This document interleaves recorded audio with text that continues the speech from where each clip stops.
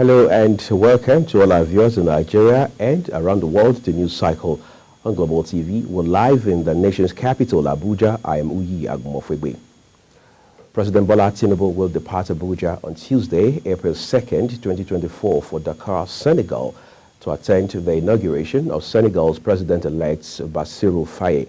The presidency disclosed this in a statement by the presidential advisor on media and publicity, Ajuri Ngelale, titled President Tinubu to attend the inauguration of Senegal's president-elect, who is the chairman of ECOWAS Authority Heads of State and Government, and visited the country for the first time since assuming office at the invitation of the Senegal government. The president will be accompanied on the trip by Minister of Foreign Affairs, Yusuf Tugar, and other senior government officials.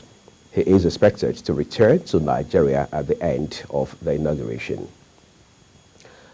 Kaduna State chapter of the All Progressives Congress APC has suspended the women's leader Miriam Suleiman for criticizing Governor Uba Sani over the huge debt inherited from the previous administration. This was as Governor Sani's spokesman Alhaji Mohammed Shehu said that the governor would not dignify the son of the immediate past governor Nasir El-Rufai Bashir with a response to his attack on the governor. Kaduna APC in March 31, 2024 notice said the women leader was suspended for alleged gross misconduct. The suspension notice was signed by the APC chairman and secretary of the Badarawa Malawi ward, Ali Meshago and Zaka Basahuwa, respectively. The party accused Suleiman of carrying out actions to tarnish the governor's reputation. Kaduna State Governor had, during a town hall meeting, lamented the huge debt inherited from his predecessor, El-Rufai.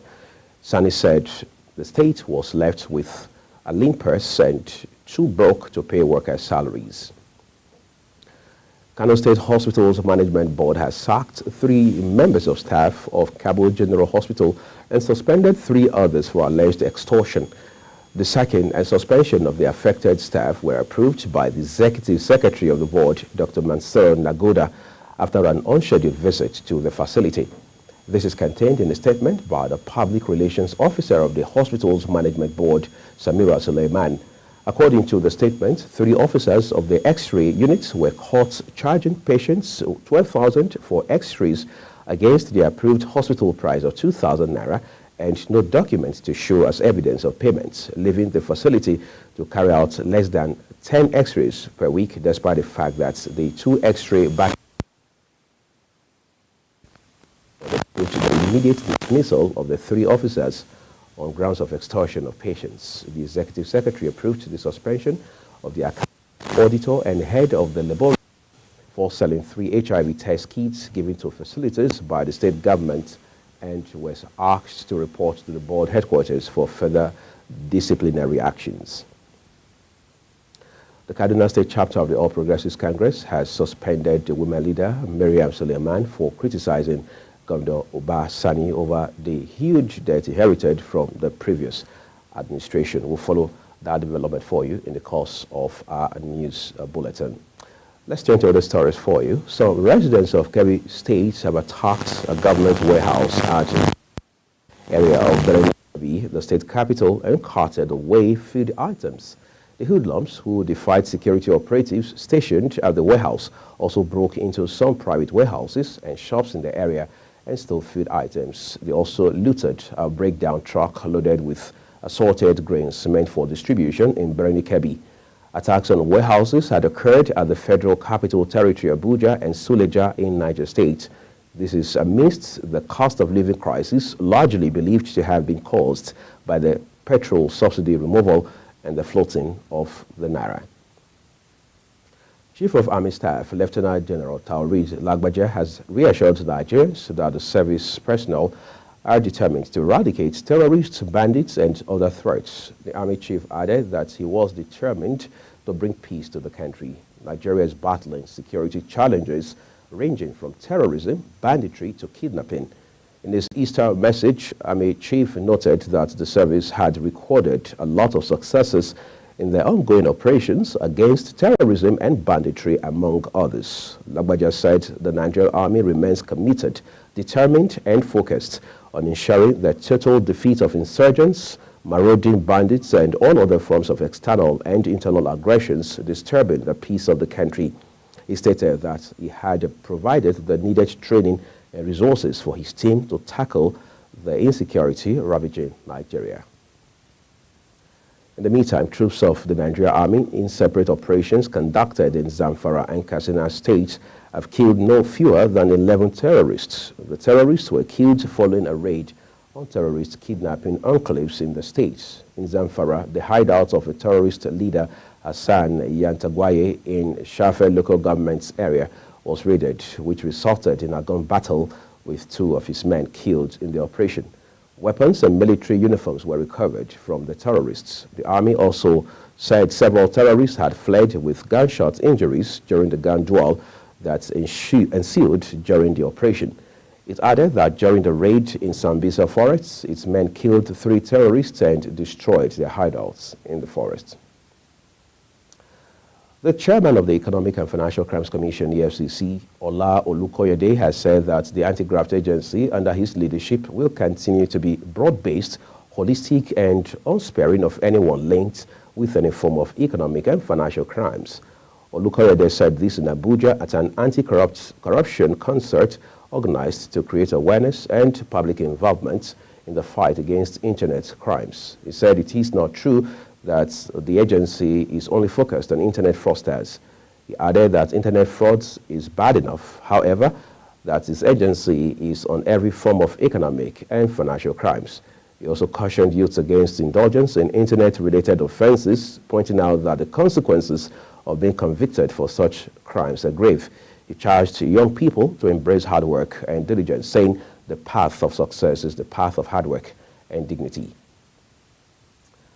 The Corps Marshal, Federal Road Safety Corps, FRSC, Dauda Biu, has directed the Kogi State Sector Commander of the Corps to commence a detailed investigation which will lead to the prosecution of drivers responsible for a crash in the state. The prosecution of the drivers will be carried out due to the recent collaboration between the Corps, the Nigeria Bar Association, and the state judiciary. This was contained in a statement signed by the FRSC spokesperson, Jonas Agu. According to the statement, the crash that occurred on Sunday involved a total of 4 vehicles comprising 2 Dangote trucks, 1 Sharon bus, and 1 motorbike. The impact of the crash resulted in a fire that killed the 12 passengers in the bus and the motorbike rider.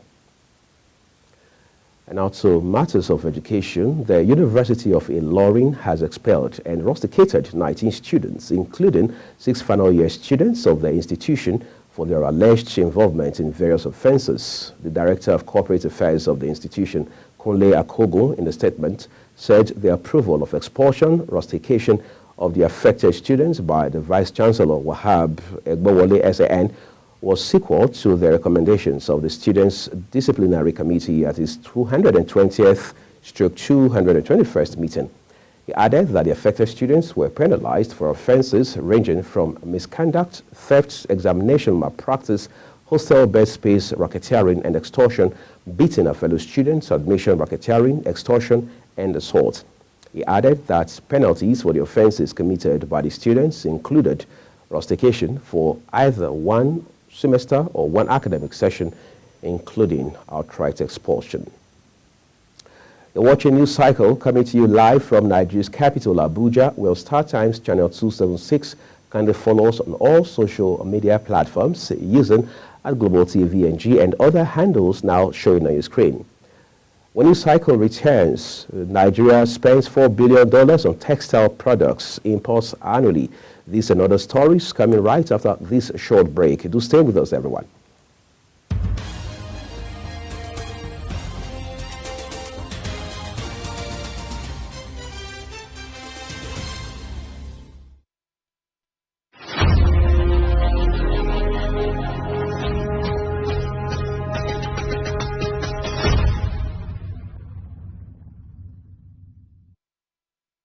This is Global Television, bringing you live broadcast on News Cycle with Uyi Agumofwebe. Thank you so very much for staying with us.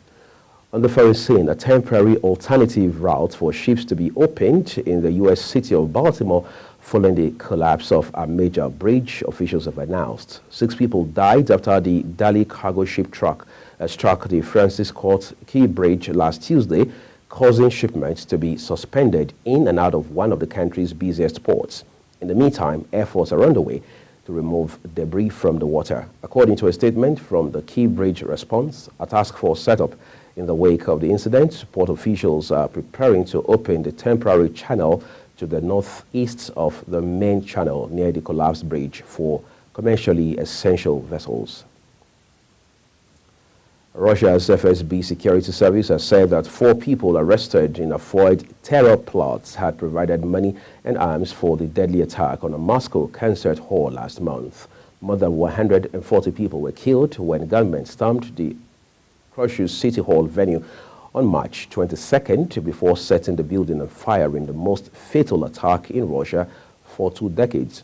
The FSB said in a statement that it had arrested a group of 4 a day earlier in the southern Dagestan region who were directly involved in the financing and supply of terrorist means to the perpetrators of the terrorist acts carried out on 22nd March in the Khrushchev City Hall in Moscow. And as we turn to the Middle East, a Palestinian ambassador to Nigeria, Abdullah Shawesh, has described as biased the failed United States resolution on Gaza. Shawesh also alleged that Israel violated the Ramadan ceasefire agreement. The envoy disclosed these while speaking on the ongoing Israeli attacks on Gaza. He also accused the Israeli authorities of not respecting UN resolution, which called for ceasefire during the ongoing Ramadan. And now let's talk business. Lagos State Commissioner for Environment and Water Resources, Tokunbo Wahab, has disclosed that the state will experience abnormal rainfall in 2024. According to him, a total of 1,936.2 millimeters predicted rainfall has been predicted for the state. He revealed this at a news conference on 2024 seasonal climate predictions and socio-economic implications for Lagos State recently. The commissioner noted that below normal rainfall was anticipated in the first half of the rainy season, while normal to above normal rainfall was expected in the second half of the rainy season. He noted that to effectively contain flooding in the states, the government was determined to maintain a partnership with the Ogun State's River Basin Authority. The Nigerian Railway Corporation, NRC, has generated 1.07 billion naira as revenue from passengers in Q4 of 2023, and that's according to the National Bureau of Statistics. This is contained in the NBS Rail Transportation data for Q4 2023 released in Abuja today. The report showed that the figure decreased by 7.51% compared with the 1.15 billion naira generated in Q4 of the previous year. Similarly, it showed that 423.22 million naira was collected in Q4 2023 as revenue from goods and cargoes. This increased by 169.16% from 157.23 million naira received in Q4 2022. The federal government has adopted a virtual means of evacuation of crude oil that involves the utilization of barges and trucks for the transportation of crude from the point of production to injection, storage points for eventual transportation to export terminals. He said the alternative crude oil evacuation systems was implemented to avoid production deferment, losses, and other undesirable consequences as a result of pipeline disruption and outages. This is contained in a new presentation by the Nigerian Upstream Petroleum Regulatory Commission on stability in the Nigerian energy sector, integrated strategies for infrastructure, transportation, and security in Abuja. Nigeria loses trillions of naira to crude oil theft and pipeline vandalism annually, a development that made the government consider virtual means of transporting the commodity. About 90% of textile products in Nigeria, valued at over $4 billion, are imported into the country annually, and that's according to National Union of Textile Garments and Tailoring Workers of Nigeria, NUTGTWN. Immediate past president of the union, John Adaji, who disclosed these at the opening session of the just concluded 13th National Delegates Conference of the union in Abuja, called on the federal government to initiate policies aimed at reviving the moribund industry. Adaje lamented the high production cost of textile materials in the country, which he attributed to poor infrastructure and high energy costs. Meanwhile, also speaking at the conference, the permanent secretary at the Ministry of Trade, Industry and Investments, Ambassador Nura Rimi, expressed the desire of the government to revive the sector to its revenue-generating status. The Association of Bureau de Change Operators of Nigeria, ABCON, has said that the recall of Bureau de Change Operators, BDCs, into the mainstream forex market is a major factor in the current stability being experienced with the exchange rate. This disclosure is contained in a statement released by the president of ABCON, Aminu Gwadabe, over the weekend, where he lauded the Central Bank of Nigeria Governor Olayemi Cardoso for the decision.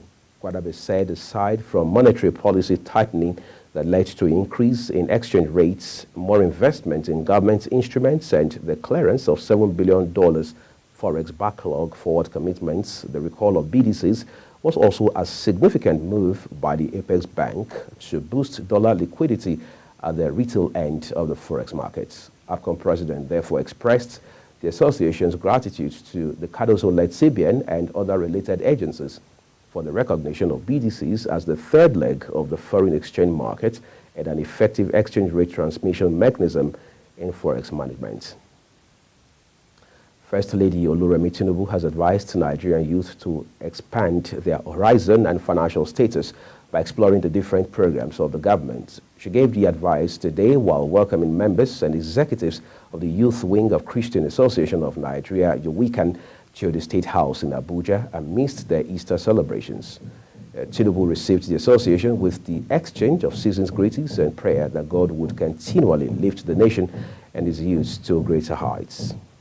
Let's follow entertainment for you now. Billionaire, founder, and CEO of Tesla, Elon Musk, has been announced as the new Chief Diversity, Equity, and Inclusive Officer of the Walt Disney Company. Known globally for its significant impact on the media and entertainment industry, Disney has welcomed Musk into a pivotal role that aims to further its diversity and inclusion efforts. Elon Musk, whose ventures span across various industries, including aerospace with SpaceX and automotive with Tesla, shared his enthusiasm about the new role through his X social media platform. Known for its vast portfolio that includes theme parks, movie studios, and a plethora of media networks, Walt Disney Company, under the leadership of Bob Iger and with key figures like Kathleen Kennedy at the helm of its various divisions, is a leading name in global entertainment. And that's quite some radical change there at the leadership level at Disney. But then let's get some excitement from sports now. Liverpool manager Jurgen Klopp is determined to enjoy the closing stages of the Premier League title race for all its twists and turns in what will be his final season at Anfield. The Reds came back from conceding an early goal against Brighton to win 2-1, thanks to goals from Luis Diaz and Mohamed Salah. With Manchester City and Arsenal playing out a goalless draw, Liverpool are now 2 points clear at the top of the table with 9 matches left to play. Liverpool's running includes games against Manchester United, Tottenham and Aston Villa, 6th, 5th and 4th respectively. Nigerian international Bright Osai Samuel is one of 3 Fenerbahce players who will appear at a disciplinary hearing of the Turkish Football Federation following a bust-up with Trabzonspor fans, according to TFF. Home supporters invaded the pitch at Trabzonspor's stadium after the final whistle of the Super League match on March 17 that Fenerbahce won 3-2. The attacks took place after the Fenerbahce players and coaching staff had celebrated their victory, goalkeeper Dominik Livakovic being punched in the face. Trabzonspor assistant coach will also appear before the disciplinary board. FIFA President Gianni Infantino condemned the violence as absolutely unacceptable. That's it on News Cycle, and it came to you live from Nigeria's capital, Abuja. We're on StarTimes, channel 276. Kindly follow us across social media platforms using at Global TVNG and other handles as you now see on your screen. I'm Uyi Agmofwebe. Thank you very specially for watching. Coming up shortly is Big Talk with Michael Edikan.